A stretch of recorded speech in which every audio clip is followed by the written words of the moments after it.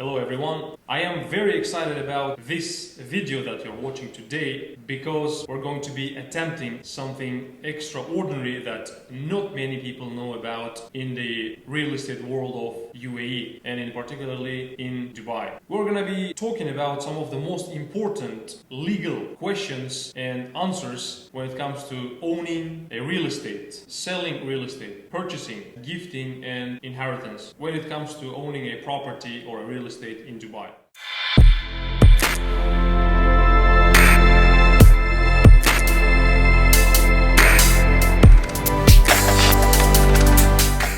Without further ado, let me introduce our dear guest, Mirazizbek Makhamatzhanov. Thank you, Fahreddin. Thank you very much for the introduction. As you mentioned, there are many rules and regulations that not everyone knows in Dubai relates to real estate. I'll be happy to answer all your questions. Hope it will be a very good, valuable content for people to understand related to real estate in Dubai. 100% agree with you because this video, I'm sure, will be beneficial for real estate owners and future buyers, and as well as even to the real estate brokers. All right, so basically there are millions and millions of questions, but if I can start with easy questions. So when it comes to purchasing a property, who can actually own a real estate in Dubai? Actually, anybody can own real estate in Dubai. There is no restriction. Any nationality, there is no restriction in terms of the citizenship. Foreigners can own real estate in Dubai without any restrictions. There are specified designated areas in Dubai which are called freehold. It's allowed for foreigners to own real estate without any restriction. The answer is anybody basically can own property in Dubai. Alright, this leads me to my second question. I'm wondering if a company can own a property in Dubai. Yes, legal entities can also own property in Dubai, but there are certain restrictions. So the company has to be registered in the UAE itself. Only companies registered in specific areas, for example, there are free zones. Companies registered in specific free zones or companies registered in the mainland, they are allowed to own real estate. Foreign companies, they are not allowed to own real estate from 2011. Before it was allowed, but after 2011 there were certain changes in the regulations, and from that moment only UAE-based companies can own real estate. And also within that UAE-based companies, also there are certain limits. So not all UAE companies, only specific companies registered in specific zones, they can own real estate. What are those specific zones that you are talking about? For example, companies registered on Dubai mainland, they can own property without any restrictions, and companies registered in specific zones like DIFC, ADGM or RAK ICC. Other free zones like DMCC or IFSA, or there are certain free zones, but they can own with certain restrictions. Other than that, companies, for example, registered in different emirates or companies registered in a free zone which is not in Dubai, they are not allowed to own property in Dubai. Thank you for the answers. That was very, very valuable information, for me at least. Since we are talking about owning a property in Dubai, I'm wondering what type of ownerships do exist in Dubai? So there are two types of ownership. One is freehold and the other is leasehold. So the freehold is basically you own the property forever. There is no restriction. And the leasehold is basically a long-term lease, which can be up to 99 years. In some areas, it can be up to 49 years. It depends on the area. In freehold areas, you own it forever. There is no restriction in terms of time. In leasehold areas, you can own only up to the limit which is specified by the government. Also, many people ask me particularly, and I'm sure they also ask you, how many people can own one property? Any number of people can own one property. There is no restriction in terms of the number of owners in a single property. So it means that if I have let's say 10 family members, we all 10 can own one property, right? Yes, of course. Oh, excellent, excellent. Yeah. To begin with, can someone from outside purchase a property without coming to Dubai? Is it possible? Yes, absolutely. If a person is outside and if he wants to buy a property in Dubai, he can do that without coming to Dubai. The process will vary based on the type of property, if you're buying from a developer or if you're buying the secondary market. But in general, yes, it's possible to buy a property without coming to Dubai. So just to give a more specific answer, if you are buying from a developer, you enter into a contract with a developer, and a sell and purchase agreement signing can be done remotely. Some developers, they send the physical copy of the contract to the buyer. They want the buyer to sign and send back by courier the signed copy of the sell and purchase agreement. If you are buying in the secondary market, then you need to basically issue a power of attorney to someone in the UAE to represent you, because buying in the secondary market requires the person to go physically to the real estate registration trustee office. So there, if the buyer is not present, then buyer's representative with a power of attorney has to be present. All right. So it's either buyer needs to come to Dubai or there should be a power of attorney in place. Exactly. If you are buying in the secondary market. All right, but all if right. you are buying from a developer, then there is no need to issue a power of attorney. The process of buying a property with a developer can be handled remotely without any power of attorney. Thank you for the answer. That's very, very valuable information. Can you also please explain the process or the difference between those two in detail? Sure. Let's first discuss about buying a property from a developer. So when you buy a property from a developer, you are buying off-plan property, which is not constructed yet, which is on paper, let's say. So the first step is to reservation form or booking form with a developer, pay a deposit, which is usually 10% from the purchase value. This ensures that this property is booked for you. The next step will be preparation and signing of the sell and purchase agreement. So basically, once you sign the reservation form and once you pay the deposit, then the developer prepares a sell and purchase agreement, and this has to be signed by both parties, by the seller, which is a developer, and by the buyer. All right. So once this sell and purchase agreement is signed, then developer registers the unit in the land department under your name. When the unit is registered, the land department then issues a document, official document, which is called initial contract of sale, or in Arabic it's called Okut. Many people in Dubai know it as Okut. This basically confirms that this property is officially registered under your name in the government system. Then, since you buy this property off plan, there is a payment plan basically that you need to pay according to the schedule which is mentioned in the contract with the developer.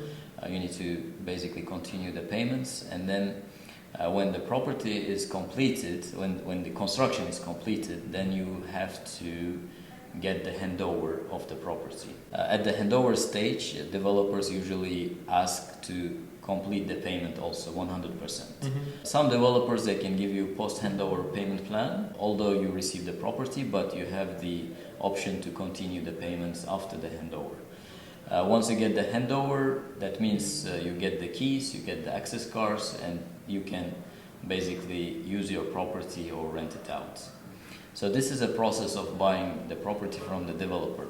But if you are buying in the secondary market, or if you're buying the ready property from, let's say, individual sellers, then the process is different. In this case, the first step is once you find the property, then you enter into a sell and purchase agreement with the seller. And this sell and purchase agreement is also called Form F. There is a specific format from the land department. Parties need to sign this document. Either they can do it directly or done through the real estate brokers who would basically fill up this Form F. And if there are specific conditions in the contract, then the parties can also hire a lawyer to basically specify those conditions in Form F. So once the contract is signed, in the contract, there will be basic conditions of the sale and purchase price, and also the transfer date. The parties need to visit the registration trustee office to do the transfer. So in this case, the parties, seller and buyer, they have to come physically to the trustee office to do the transfer. If the buyer, for example, is outside, then the buyer has to issue a power of attorney to someone in the UAE to represent the buyer. And also the payment has to be settled at the time of the transfer by a manager check. And the manager check has to be issued from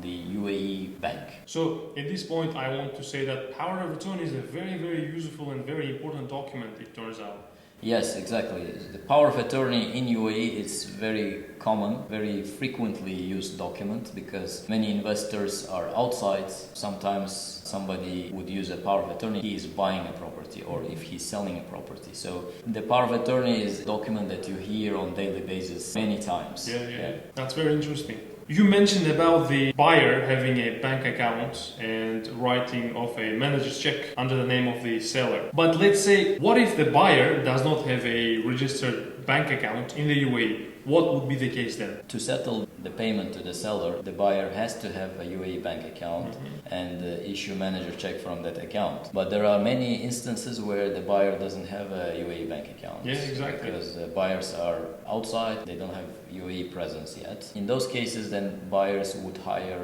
a law firm or a conveyancing companies who would receive payment from the buyer and issue manager check on behalf of the buyer in the name of the seller. So yeah, in those cases then we'll require to hire a lawyer or a conveyancing company to basically get the check. So this will be, logically speaking, will be more convenient than coming to Dubai and opening a bank account in the UAE. So you hire a third party which is specialized for basically receiving the sale proceeds and transferring it to the other party, right?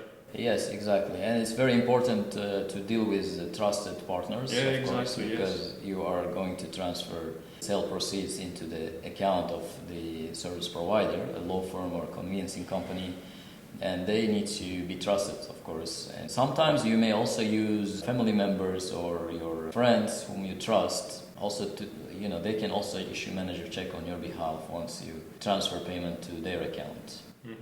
All right, yeah. So again, in this case also the power of attorney comes in place to help. Yes, indeed. Yes. Yeah. That's very incredible. If you are not doing anything yourself, then you have to issue a power of attorney to someone to do that transaction. All right. Yeah. The next question is going to be a little bit different. I have heard some cases where the buyer transfers the sale proceeds to the seller's account directly, whether it's a foreign bank account or a UAE bank account. Is that even possible, or what is basically the process of that? Yeah, this happens also in some cases where, let's say, buyer and seller, they know each other and they settle the payment internally, whether in the UAE or outside, and then they need to do the transfer. That case, if buyer already transferred the payment to the seller, then seller has to issue an acknowledgement deed, which confirms that the seller received the payment for that particular property as sale proceeds. And this document has to be notarized in the UAE. By the court, right? By the court, yes. So without that document, trustee office of land department, they will not authorize the transfer of the property. So they don't recognize the transfer of the property. Exactly. So, or if seller comes himself personally to the trustee and confirms that he received the payment, then there's no need for this document. But if seller is not present himself, the seller is represented by a power of attorney, let's say, then notarized acknowledgement from seller that he received the payment for that particular property as sale proceeds is a must to transfer the property. Interesting. Very interesting. Yeah, and also it's very important for the buyer to understand his risks, because if he transferred payment to the seller before the transfer, it's a very big risk to the buyer, because if the seller will not transfer or will not give this acknowledgement later, then buyer may lose his money, and then there is a court case involved, and it's going to be a very long process of claiming this payment. Yeah, absolutely. The next question is, can someone who has a property in Dubai sell this property if he's outside the UAE, let's say, without coming to Dubai? Can he sell the property or not? Absolutely. The seller is outside the country, then he must give a POA to someone he trusts to represent the seller. It can be a lawyer, it can be a conveyancing company, or it can be a trusted person who would act on behalf of the seller. In this case, power of attorney is required in all cases, whether you are selling off-plan or a ready property. All right, so since we are talking about selling, can we also talk a little bit about selling the off-plan properties, which are not yet ready or constructed, and ready properties? There is some differences when you are selling off-plan property, which is not constructed yet or which is not completed yet. And versus when you are selling a ready property. Yes. When you want to sell off-plan property which is under construction, then you have to get NOC or approval from the developer because you are still in agreement with the developer and this property is not fully owned by you. So that's why first you need to get no objection from the developer. NOC, right? As people say. NOC, yes. So to get this NOC, depending on the developer and depending on the conditions mentioned in your contract, you must settle at least 30% of payment. Some developers, they require 40% payment. So once you have the NOC from the developer, then let's say the new buyer and the seller also enter into sell and purchase agreement internally, which is Form F, as we mentioned before, and agree, how much will be paid to the seller, and the remaining balance will be settled to the developer according to the payment terms and schedule. So the parties, the seller and the buyer, they would go to the registration trustee office to do the transfer. At that stage, the buyer would give the payment to the seller, the portion of payment that's due to the seller. The registration trustee office, they will register this off-plan unit under the new buyer's name. All right. Yes.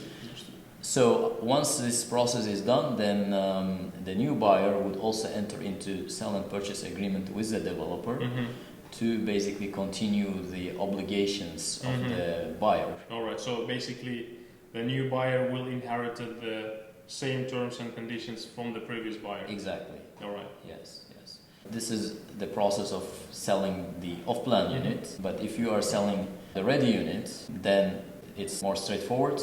You don't need developer's approval to sell it, but of course you need to get NOC from the facilities management company.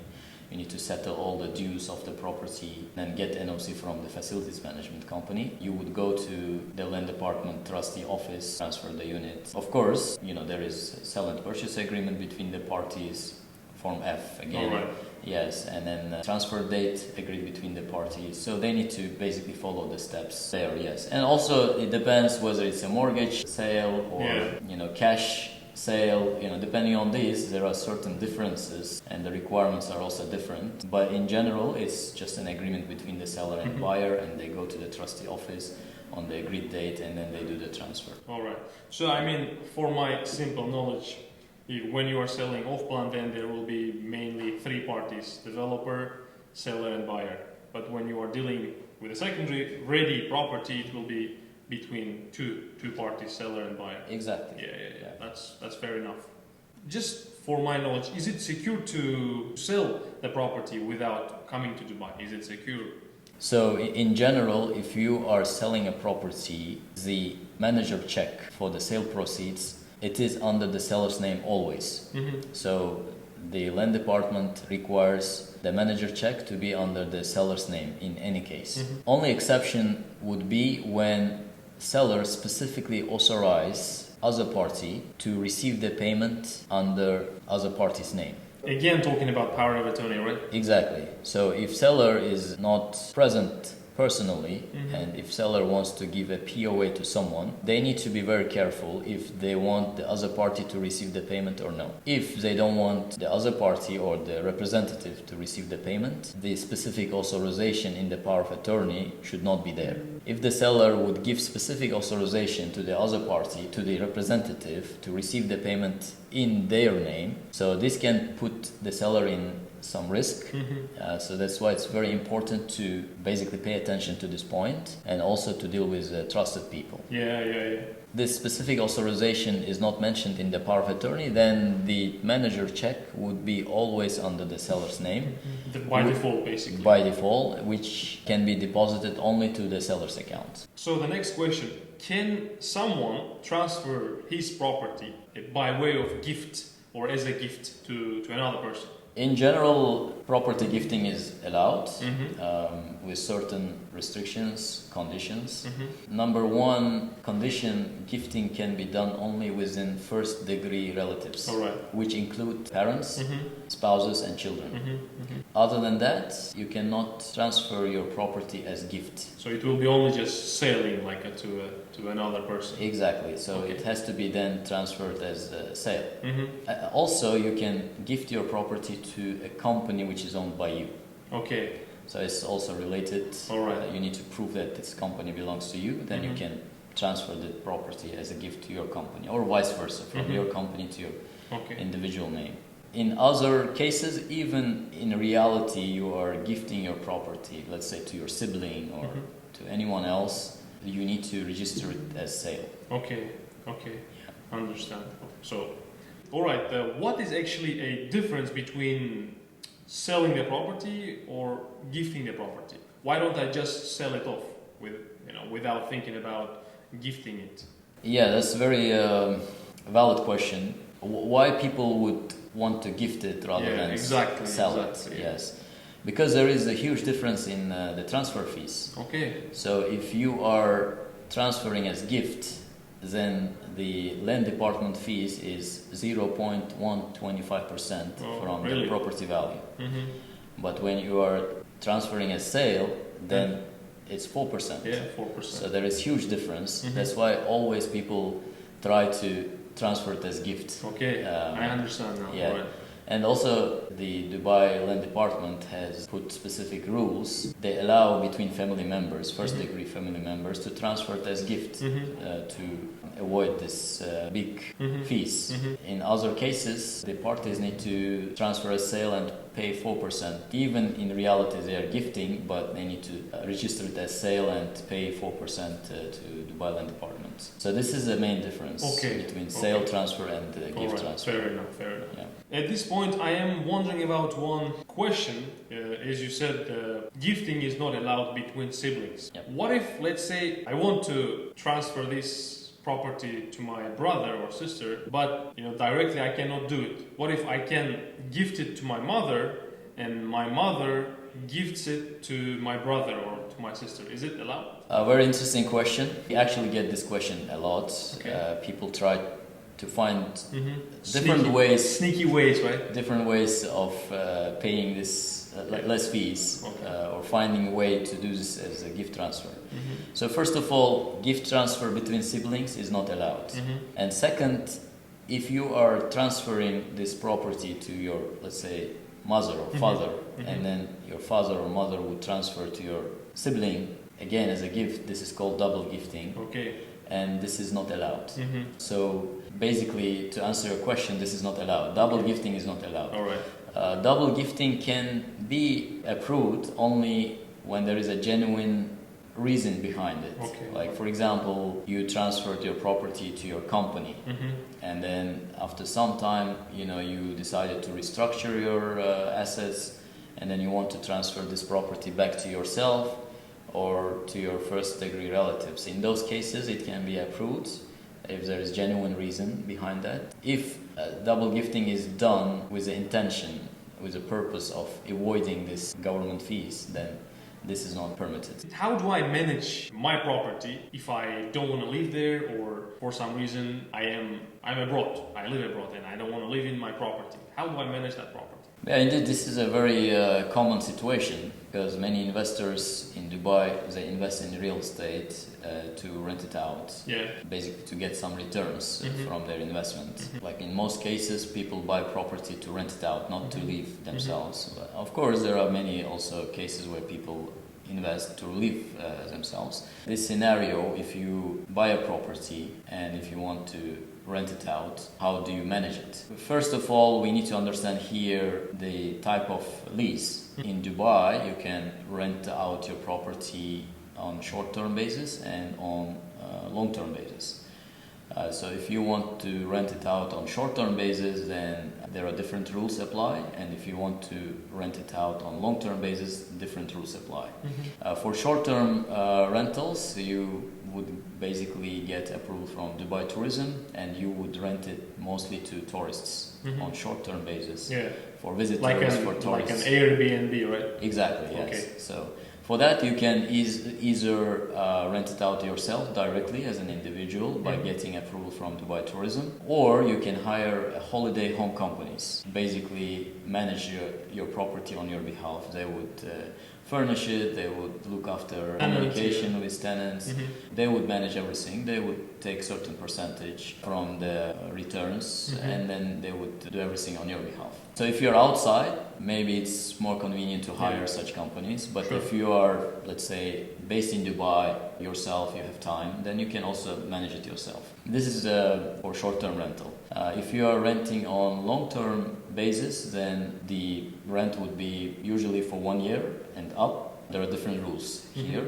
Also, you can rent it out on long-term basis, but you need to rent it out only to UAE residents with a valid Emirates ID. Okay. Yes. So a tourist without a residency cannot rent it for long-term. Exactly. Okay. Yes. Also, there are certain rules for long-term leases when it comes to terminating the contract or evicting the tenant. Be aware about those conditions when you rent it out on a long-term basis. If I am renting my property on a long-term basis, is it easy to basically terminate the lease contract and evict the tenant? What is basically the procedure of eviction of the tenant? When you rent out your property on a long-term basis, as I mentioned, there are certain conditions that you need to be aware, especially when it comes to evicting the tenant. Dubai government, they have implemented certain rules also to protect the tenants and also to balance the real estate market. First of all, you cannot evict the tenant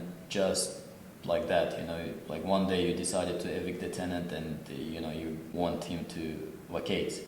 This is not the case. There are certain conditions. So you can, first of all, if there is no violation, let's say if the tenant is staying in the apartment, not violating the tenancy contract or the real estate tenancy laws, then in those cases you can only ask for eviction if you want to sell the property or if you want to use the property for your own purpose or for your first-degree relatives, or if you want to demolish the property. Or if the property requires major maintenance, which cannot be done when the tenant occupies it. In those cases, you can ask for eviction, but it has to be 12 months in advance. All right. So you need to give 12 months notice to a tenant asking for eviction and mentioning these conditions. So let's say if I want to sell it and if I want to demolish or do a major maintenance, then I have to wait for 1 year, let's say. Exactly. Okay, all right. Yes. All right. That's very good rule and regulation actually to protect the tenants. And also one more point, eviction notice has to be notarized. If you send eviction notice by email or by WhatsApp or by other means of communication, this is not valid. All right. So by laws, the eviction notice has to be notarized and served through the registered mail. How does it work? What is the registered mail? So usually companies, like local courier companies who would provide the service. Also the notary public also, they have the service. So once you notarize your eviction notice, then you can use the services of courier companies or the notary public to deliver your notice to the tenant. Okay. Yes. I got it. And this eviction notice is usually drafted in a specific format, Arabic and English languages. Only in that case it can be valid. All right. So you say you have to notarize the eviction notice, but let's say I am a property owner who lives abroad. Can this document be notarized online, or do I have to be present in the court to do these documents and basically to serve this document to my tenant? So first of all, Dubai has introduced online notarization services. This is part of the digitalization of government services. So now many transactions can be done online, including if you want to notarize certain documents, you can go for the online authorization service. Or alternatively, if you have an agent whom you have given a POA before to manage your property, your agent also can go to the notary and issue the eviction notice on your behalf. It's not convenient for you to come physically here. There are ways to get this eviction notice done remotely while being abroad. Since we are talking about managing of the property, what are some costs involved in basically, maintaining the property? Usually there are like service charges which you incur on annual basis to maintain the property, which is paid to the facilities management company. Okay. It depends on the type of property. For example, apartment in a building, on average it's 15 dirhams per square feet. Okay. Annual service charges. All right. If it is a townhouse or villa, the service charges are less usually. On average, we can say around 5 dirhams per square feet. This is annual maintenance costs, whether you use your property or not. So let's say if my property stays empty or it is rented, I will have to pay that service charges annually, right? Correct, yes. Okay. Exactly. Okay. And apart from that, if you are using or if you're renting out your property using the services of companies like holiday home companies or real estate management companies, of course there are fees paid to those companies to manage your property. So if you are renting on short-term basis, through holiday home companies, then you're looking at 15-20% of your return to be paid to those agencies. If you are renting your property on annual basis through the real estate brokers, then usually brokers, they charge, depending on the type of the property. For residential, they charge like 5% of the rent. So yeah, these are the costs basically to incur, own a property in Dubai. All right, that's good to know. Basically, the next question is going to be a little bit different. Let's say, what happens to the property if the property owner passes away?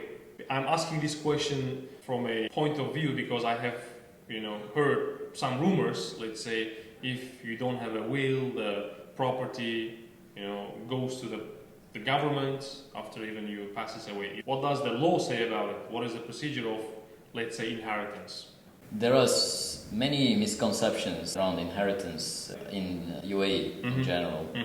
And unfortunately, like many service providers, in order to sell their services, they create so many different noises, wrong information around this inheritance topic. Okay. Like any country, UAE also have its own inheritance rules. They follow the standards which is applicable internationally. So property owners, they own a property and it's their property forever. So the government is not going to take it back if the person passed away. Only the legal heirs of the property owner has a right to claim that property. And the legal heirs can be determined by law or by a will. So if a person has written a will during his lifetime to leave his property to a specific person, the legal heir is determined by a will. However, if there is no will, then the legal heirs are determined based on the law. The law can have different application. For example, if a person is a Muslim, then Sharia law can apply. If a person is a non-Muslim, then they can also ask to apply their home country legislation. Okay. So the property will be distributed according to their home country's laws. All right. And also there is a misconception that when Sharia law applies, the government takes share there. Okay. This is absolutely wrong. Sharia basically determines who gets what. Okay. And like the family members, as usual as in other legislations, family members, they would have right to claim that property. All right. That was it.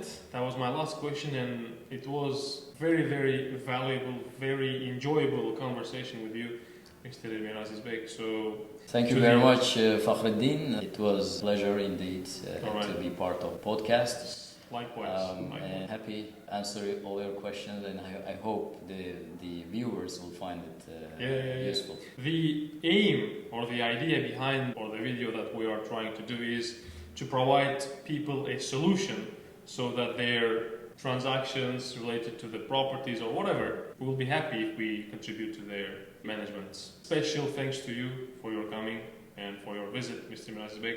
Thank you so much. Thanks for coming, Mr. Mirazizbek. Thank you.